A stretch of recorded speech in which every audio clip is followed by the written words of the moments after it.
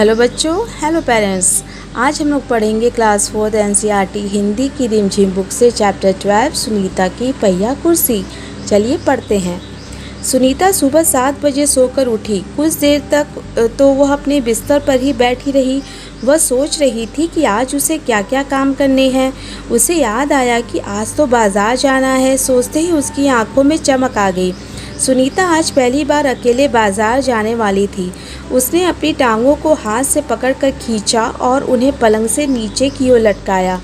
फिर पलंग का सहारा लेती हुई अपनी पहिया कुर्सी तक बढ़ी। सुनीता चलने फिरने के लिए पहिया कुर्सी की मदद लेती है। आज वह सभी काम फुर्ती से निपटाना चाहती थी। हालांकि कपड़े बदलना, जूते पहनना आदि उसके लिए कठिन काम है, पर अपने रोज़ाना के काम करने के लिए उसने स्वयं ही कई तरीके ढूंढ निकाले हैं। 8 बजे तक सुनीता नहा धोकर तैयार हो गई। माँ ने मेज पर नाश्ता लगा दिया था। माँ, अचार की बोतल पकड़ाना, सुनीता ने कहा। अलमारी में रखी है, ले लो, माँ ने रसोई घर से जवाब दिया। सुनीता खुद जाकर अचार ले आई। नाश्ता करते करते उसने पूछा, माँ बाजार से क्या क्या लाना है? 1 किलो चीनी लानी है, पर क्या तुम अकेले संभाल लोगी? पक्का, सुनीता ने मुस्कुराते हुए कहा। सुनीता ने माँ से झोला और रुपए लिए अपनी पहिया कुर्सी पर बैठकर वह बाजार की ओर चल दी। सुनीता को सड़क की जिंदगी देखने में मजा आता है। चूंकि आज छुट्टी है, इसलिए हर जगह बच्चे खेलते हुए दिखाई दे रहे हैं। सुनीता थोड़ी देर रुककर उन्हें रस्सी कूदते, गेंद खेलते देखती रही। वह थोड़ी उदास हो गई। वह भी उन बच्चों के साथ खेलना चाहती थी। खेल के मैदान में उसे एक लड़की दिखी जिसकी माँ उसे वापस लेने के लिए आई थी। दोनों एक दूसरे को टुकुर टुकुर देखने लगे। फिर सुनीता को एक लड़का दिखा। उस बच्चे को बहुत सारे बच्चे छोटू छोटू बुलाकर चिढ़ा रहे थे। उस लड़के का कद बाकी बच्चों से बहुत छोटा था। सुनीता को यह सब बिल्कुल अच्छा नहीं लगा। रास्ते में कई लोग सुनीता को देखकर मुस्कुराए, जबकि वह उन्हें जानती तक नहीं थी। पहले तो वह मन ही मन खुश हुई, परंतु फिर सोचने लगी, ये सब लोग मेरी तरफ भला इस तरह क्यों देख रहे हैं। खेल के मैदान वाली छोटी लड़की सुनीता को दोबारा कपड़ों की दुकान के सामने खड़ी मिली। उसकी माँ कुछ कपड़े देख रही थी। तुम्हारे पास यह अजीब सी चीज़ क्या है? उस लड़की ने सुनीता से पूछा। यह तो बस एक, सुनीता जवाब देने लगी, परंतु उस लड़की की माँ ने गुस्से में आकर लड़की को सुनीता से दूर हटा दिया है। इस तरह का सवाल नहीं पूछना चाहिए फरीदा, अच्छा नहीं लगता, माँ ने कहा।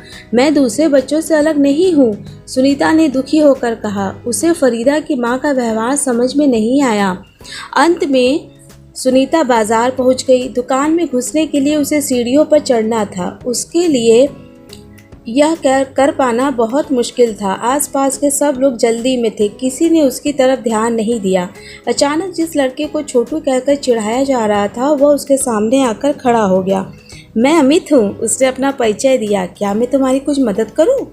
मेरा नाम सुनीता है। सुनीता ने राहत की सांस ली और मुस्कुराकर बोली, पीछे के पैडल को पैर से ज़रा दबाओगे? हाँ हाँ ज़रूर, कहते हुए अमित ने पहिया कुर्सी को टेढ़ा करके उसके अगले पहियों को पहली सीढ़ी पर रखा। फिर उसने पिछले पहियों को भी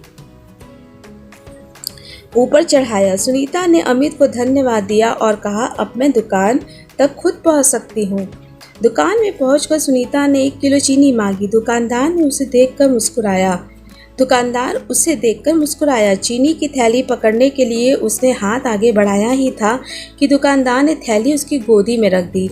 सुनीता ने गुस्से से कहा, मैं भी दूसरों की तरह खुद अपने आप सामान ले सकती हूँ।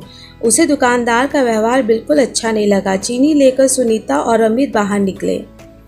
लोग मेरे साथ ऐसा व्यवहार करते जैसे कि मैं कोई अजीबोगरीब लड़की हूँ, सुनीता ने कहा। शायद तुम्हारी पहिया कुर्सी के कारण ही वे ऐसा करते हैं, अमित ने कहा। पर इस कुर्सी में भला ऐसी क्या खास बात है?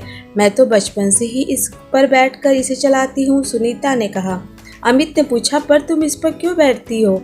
मैं पैरों से चल ही नहीं सकती। इस पहिया कुर्सी के पहियों को घुमाकर ही मैं चल फिर पाती हूँ, लेकिन फिर भी मैं दूसरे बच्चों से अलग नहीं हूँ। मैं वे सारे काम कर सकती हूँ जो दूसरे बच्चे कर सकते हैं, सुनीता ने कहा। अमित ने अपना सिर ना में हिलाया और कहा, मैं भी वे सारे काम कर सकता हूँ जो दूसरे बच्चे कर सकते हैं, पर मैं भी दूसरे बच्चों से अलग हूँ, इसी तरह तुम भी अलग हो।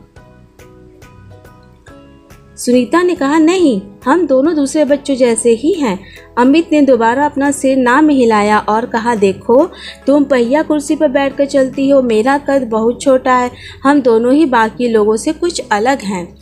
सुनीता कुछ सोचने लगी। उसने अपनी पहिया कुर्सी आगे की ओर खिसकाई। अमित भी उसके साथ साथ चलने लगा। सड़क पार करते समय सुनीता को फरीदा फिर नजर आई। इस बार फरीदा ने कोई सवाल नहीं पूछा। अमित झट से सुनीता की पहिया कुर्सी के पीछे चढ़ गया। फिर दोनों पहिया कुर्सी पर सवार होकर तेजी से सड़क पर आगे बढ़े। फरीदा भी उनके साथ साथ दौड़ी। इस बार भी लोगों ने उन्हें घूरा, परंतु अब सुनीता को उनकी परवाह नहीं थी। देखिए।